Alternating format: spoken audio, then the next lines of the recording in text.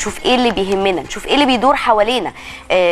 في لغط كبير جدا بيدور الفترة دي. علشان كده النهاردة هنفتح معاكم ملف انخفاض الجنيه امام الدولار في الفترة الأخيرة، وايه هو تأثيره على السوق. اي استفسار هيكون معانا الخبير الاقتصادي الدكتور صلاح جودة. وصباح الورد على حضرتك يا دكتور. صباح الورد عليك يا دكتور ومنورنا. خلينا يا دكتور في البداية نقول للسادة المشاهدين كلهم اللي بيشوفونا ايه حكاية انخفاض الجنيه. يعني مثلا حضرتك أدرى وخبير اقتصادي، في دول كتير جدا عومت الجنيه، خفضت من عملتها، ولكن ما حسيناش بنفس الأزمة في هذه الدول زي ما شعرنا بيها في مصر. فعايزين حضرتك في البداية تقول لنا ايه الحكاية والغلطة كانت جاية منين من تعويم سعر الجنيه في الوقت ده.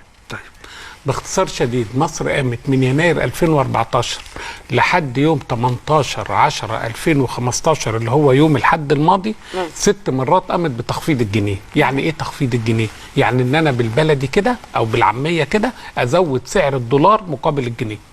في دول عملت وخفضت عملتها زي الصين، فاحنا قمنا واخدين النموذج. نقول للصين، هنقول له يا استاذ اما اخد النموذج اخده على بعضه كله، ما اجيش اقوم فاتح المصحف قاري ايه ويل للمصلين واقوم قافل واقول عليا النعمه اخر ايه اقراها في الحياه. ضد المنطق، اكمل الايه الذين هم عن صلاتهم ساهون. انما لما اجيبها بس لدي يبقى ده كلام نص كم، ما هواش بكم كامل.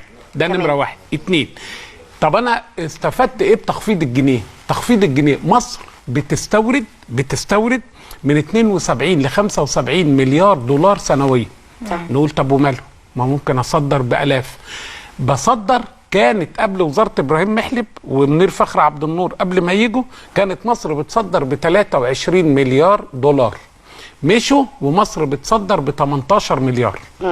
يعني قللنا، بقى في انخفاض في الصادرات. تمام، حلو قوي. طب الصين خفضت، نقول له ايوه.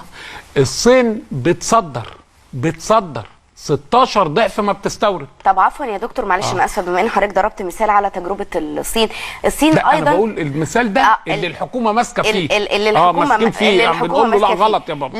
لكن الصين عندها كمان قيود جامده جدا في التعامل مع العمله داخل البلاد، بمعنى ان انت مجبر على التعامل بالعمله الصينيه داخل البلد، وان انت مقيد ان انت تروح تستبدل الدولار من مكاتب الصرافه المعتمده لدى الدوله، مش من حقك ان انت تتداول الدولار كده بشكل عادي في الشارع. فده حتى مع تخفيض العمله هي اللي بتتحكم في تبديل العمله وهي اللي بتستفيد بيها.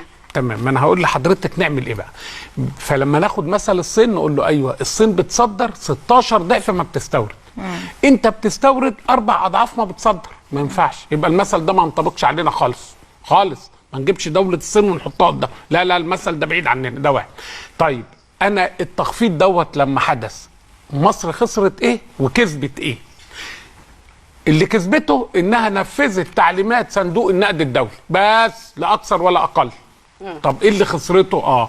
انا بستورد من بره قلنا من 72 ل 75 مليار دولار. ده معناها ان انا زودت الفاتوره بتاعتي، لان مثلا كان الدولار ب7 جنيه بقى ب8 جنيه. بقى بدل ما بضرب ال70 مليار في 7 يطلع 560، بقيت اضرب ال70 في 8 يطلع بكذا.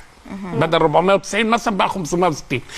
الفاتوره اللي زادت دي هل رجل الاعمال او المستورد يتحملها نيابه عن المستهلك الغلبان حبيبه؟ فالنهارده اللي هيتحمل الفرق ده مين؟ المستهلك ولا غلط؟ تمام. نشوف مصر بتستورد ايه. 93% من الزيت اللي مصر بتستخدمه لا الزيت نفسه 93% من الزيت اللي مصر بتستخدمه بستورده من بره. ومكونات الزيت المحلي، الزيت بقى ده بيخش في ايه حضرتك؟ قلي الفول والطعميه والبتنجان والكلام الفارغ والليله دي. حلو. 60% من القمح انا بستورده. 85% من الفول انا بستورده. 85% من الذره انا بستورده. 90% من الشعير انا بستورده. معنى كده سندوتش الفول والطعميه اتاثر بالزياده بتاعه الدولار اللي هي تخفيض الجنيه المصري.